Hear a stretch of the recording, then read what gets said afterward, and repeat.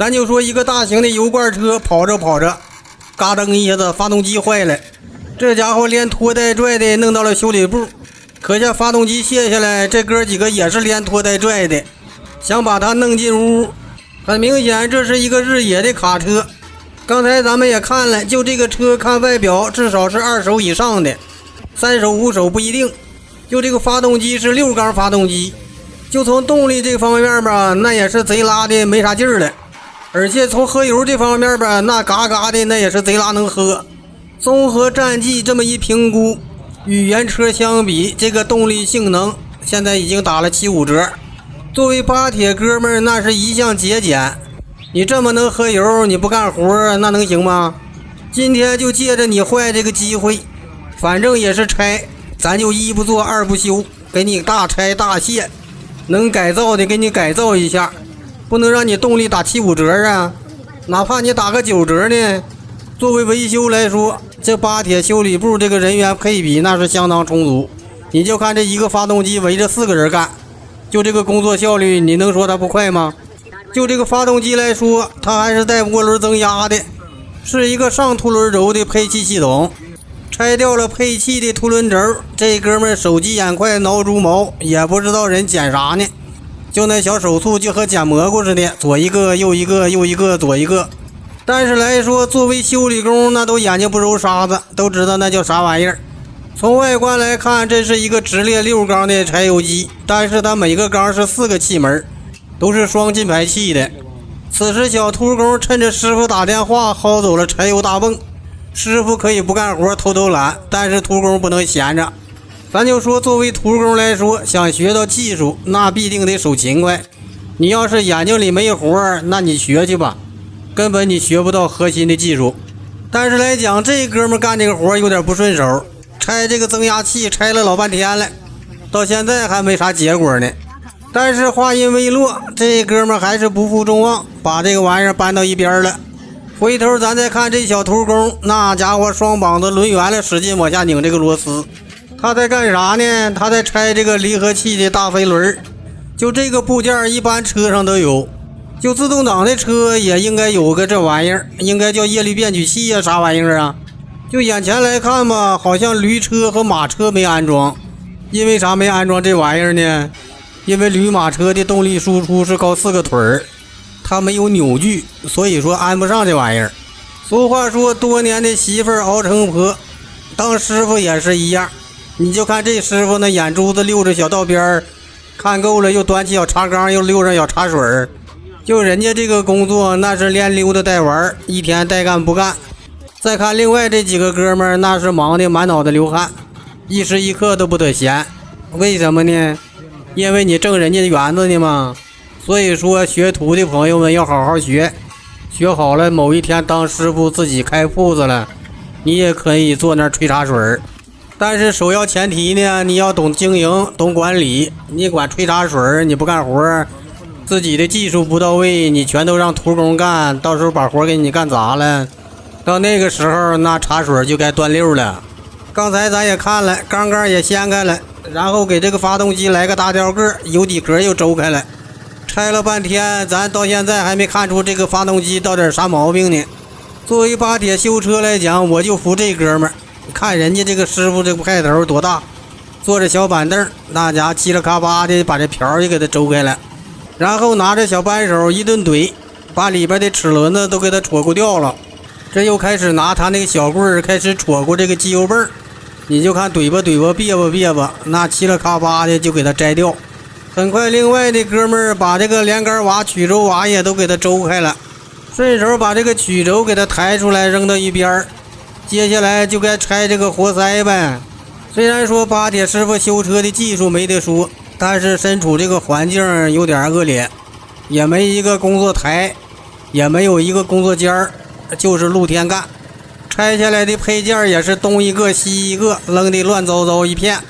就眼前来看，就这个钢套那是松皮打鼓，这家伙连钢套带活塞是一起退出来的。咱也不知道这个日野发动机是如何设计的，为什么这个钢套就这么松？或许是考虑了热胀冷缩的一个系数。正常发动机受热的时候，钢套就是跟钢壁就是胀紧了，也不知道就这个道理，朋友们有谁能说得清？为啥日野发动机采用这个活动的钢套，而且其他的品牌的发动机整的那钢套整的噔紧？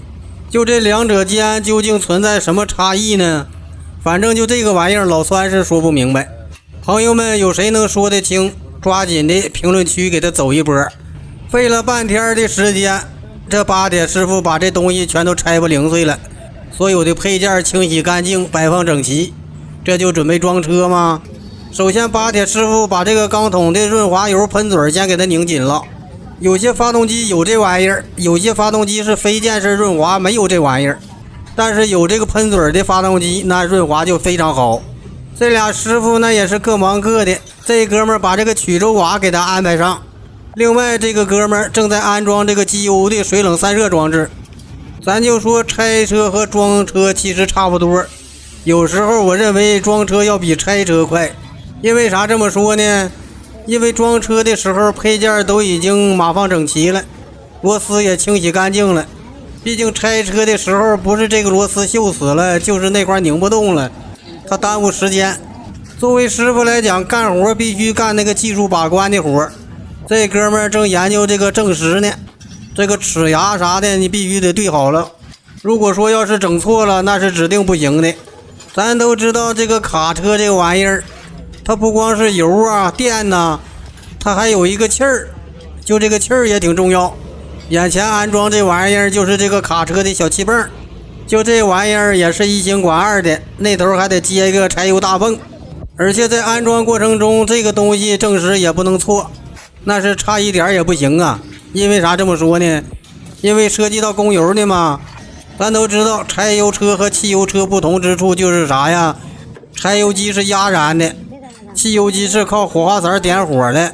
所以说柴油的点火时间就是喷油嘴子喷油的时候，喷油过早了敲缸，喷油过晚了没劲儿。作为柴油车来说，不光说这个点火正时对正了，就这个柴油大泵上学问也多了，那都是专业领域专业人才能叫这个大泵，就普通的修理工都整不了那玩意儿，只能说把泵拿到人家专业的修大泵的地方去修。谁能知道叫泵哪家强？我相信朋友们都不陌生，异口同声的。看样子这回这车主是下了血本了，这家伙钢筒活塞环这是全换了，全都用新的。在以往的维修过程中，那是哪儿坏了修哪儿，基本上活塞都是用旧的。估计今天这个修理部懂得如何拉高 GDP， 有一定的经营话术，然后这车主一看，那就干脆换吧。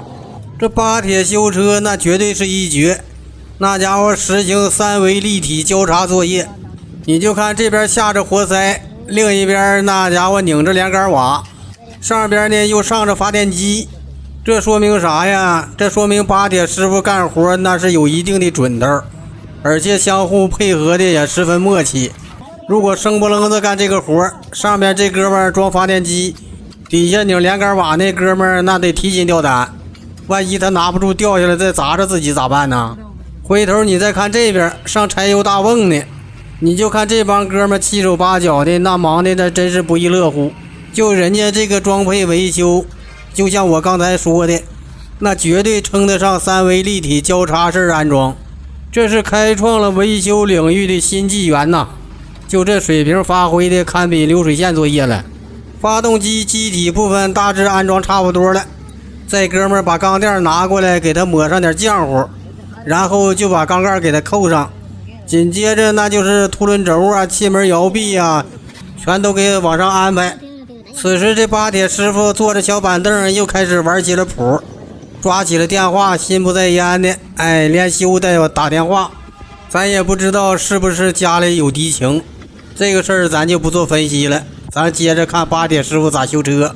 人多最大的优点是啥呀？就是人多干活快。你就看这帮哥们交叉立体作业，嘁了咔吧的，一会儿就把这个发动机装完了，把这个气门罩盖往上一盖，这发动机的小外形那就体现出来了。回过头来，什么风管、水管、增压器全都给他安排上。修车的最高境界是啥呀？发动机装完了，一个螺丝没剩。而最大的顾虑是啥呢？当你把发动机装完了，剩了一堆螺丝，经过1天时间的忙碌，这哥几个把这发动机整完了，从哪儿拽回来的再给他送回哪儿去，七手八脚的给他装车咱就不提了。就这技术，那指定是一步到位，毋庸置疑，一把就能着车。朋友们，你们信不信？记住了，我叫酸不溜，每天分享有趣的汽车故事。